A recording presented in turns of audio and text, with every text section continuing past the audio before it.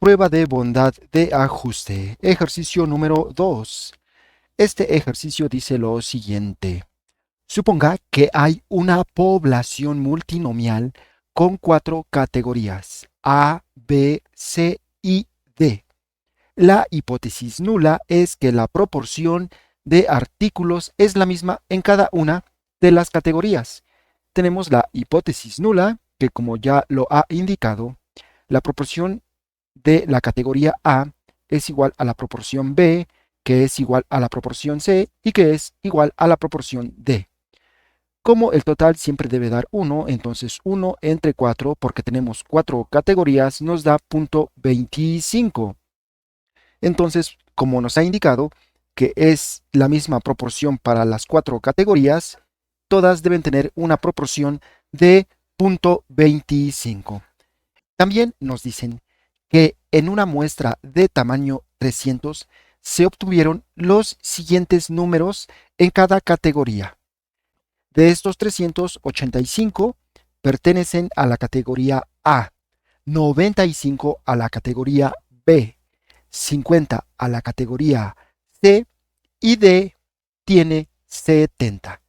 Estos son los datos que se obtuvieron de la muestra y vamos a ver si se corresponden con los datos que esperaríamos si es que se cumple que la proporción es de 0.25 para cada categoría.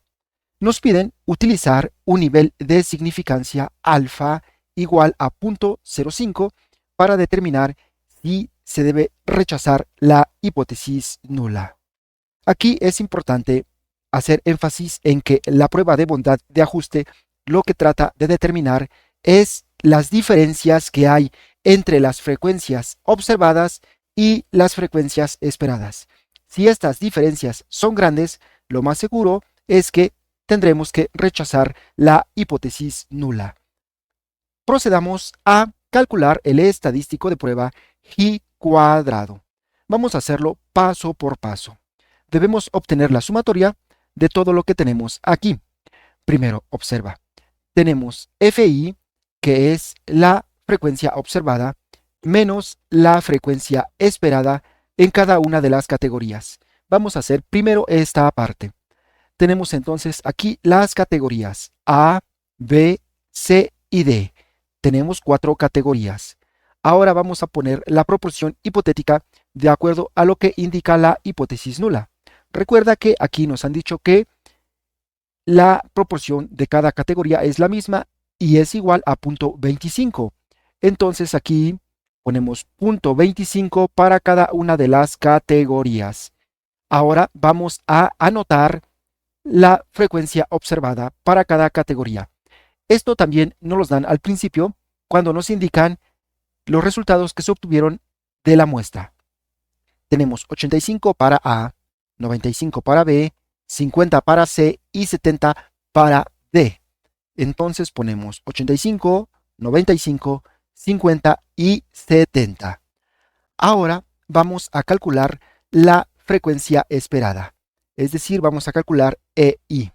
La frecuencia observada es FI. Vamos a calcular la frecuencia esperada. Para esto vamos a multiplicar el tamaño de la muestra, que es 300, por la proporción hipotética. Para el primer caso tenemos 300 por 0.25 es igual a 75. Para la categoría B, de nuevo tenemos 300 por 0.25 nos da 75. Y como todos tienen la misma proporción, entonces aquí la frecuencia esperada para cada una de las categorías es la misma, 75. Ahora sí podemos calcular la diferencia, que es esta parte, la frecuencia observada menos la frecuencia esperada. Ponemos entonces aquí la diferencia, que sería la frecuencia observada menos la frecuencia esperada. Tomamos 85 menos 75 es 10. Enseguida, 95 menos 75 es 20. 50 menos 75 menos 25. 70 menos 75 es menos 5. Ahora el siguiente paso consiste en elevar al cuadrado estas diferencias. Entonces aquí elevamos al cuadrado. lo que estamos haciendo es la frecuencia observada menos la frecuencia esperada y esto elevado al cuadrado. Tenemos 10 al cuadrado es 100, 20 al cuadrado 400, menos 25 al cuadrado es 625 y menos 5 al cuadrado es 25. Ya tenemos esta primera parte que es el numerador. Ahora falta dividirlo por la frecuencia esperada.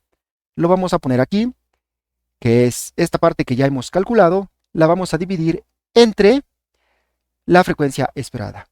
Entonces aquí tomamos todo esto y lo dividimos entre la frecuencia esperada. Tomamos 100 entre la frecuencia esperada, 75. 100 entre 75 es 1.33. Enseguida, 400 entre 75 es 5.33. Siguiente, 625 entre 75 es 8.33. Y por último, 25 entre 75 es 0.33. Ya tenemos toda esta parte. Esto es lo que hemos calculado. ¿Y qué es lo que falta? Obtener la sumatoria. Entonces aquí la sumatoria de esta última columna nos da 15.33 y es precisamente lo que tenemos aquí. El valor del estadístico de prueba es igual a 15.33. Este valor del estadístico de prueba lo vamos a comparar con la región de rechazo para ver si se rechaza o no se rechaza la hipótesis nula. Entonces vamos al siguiente paso, calcular el valor crítico. Con un nivel de significancia alfa igual a 0.05, se va a definir una área o región de rechazo en la cola superior de la distribución G cuadrada. Aquí tenemos la gráfica de la distribución G cuadrada. Nos piden un nivel de significancia de 0.05. Significa que aquí vamos a tener un valor G cuadrado crítico con probabilidad 0.05 a la derecha. Es decir, que este 0.05 significa alfa igual a 0.05. Y ahora vamos a calcular cuál es el valor de este G cuadrado. Para esto necesitamos los grados de libertad. ¿Cómo se calculan estos grados de libertad? Tenemos K-1. K es el número de categorías. En este ejemplo tenemos 4 categorías, A, B, C y D. Entonces tenemos 4 categorías menos 1. 4 menos 1 es 3. Tenemos 3 grados de libertad y queremos calcular el valor G cuadrado con una probabilidad de 0.05 a la derecha. Para obtener este valor G cuadrado vamos a utilizar la tabla de valores G cuadrado. En esta tabla vamos a seleccionar los grados de libertad, 3. Y ahora en la primera fila, en la parte del área en la cola superior, vamos a buscar el 0.05. Lo tenemos justo aquí. Y observa que en la intersección de los grados de libertad con la probabilidad a la derecha, tenemos este resultado. Este es el valor G cuadrado con 0.05 de probabilidad a la derecha, 7.81. Entonces, aquí decimos que este valor G cuadrado crítico es igual a 7.81. Y lo vamos a enfatizar aquí, indicando que este es el valor G cuadrado crítico. Por lo tanto, este valor G cuadrado vale 7.81. Esto significa que si el estadístico de prueba que calculamos previamente cae más allá de 7.81, es decir, en la área sombreada, entonces vamos a rechazar la hipótesis nula. Pero si es menor a 7.81, entonces ha caído en la región que está en blanco, que es la región de no rechazo, y por lo tanto no podremos rechazar la hipótesis nula. Vamos a ver esta regla de decisión. Decimos que vamos a rechazar la hipótesis nula si se presenta el caso en que el estadístico de prueba G cuadrado es mayor al G cuadrado crítico. Aquí debe decir G cuadrado con 0.05 de probabilidad a la derecha. Entonces vamos a ver si se cumple. Para esto recordemos el g cuadrado del estadístico de prueba. El g cuadrado que obtuvimos es 15.33. Y como te puedes dar cuenta, el 15.33 es mayor al g cuadrado crítico, que es 7.81. Y por lo tanto, efectivamente, se rechaza la hipótesis nula. ¿Y qué pasa cuando se rechaza la hipótesis nula? Pues que se tiene que aceptar la hipótesis alternativa. En este caso, recuerda que la hipótesis nula indicaba que las proporciones de las 4 categorías son iguales a 0.25. Entonces, al rechazar la hipótesis nula y aceptar la hipótesis alternativa, decimos que las proporciones de la población no son como lo indica la hipótesis nula.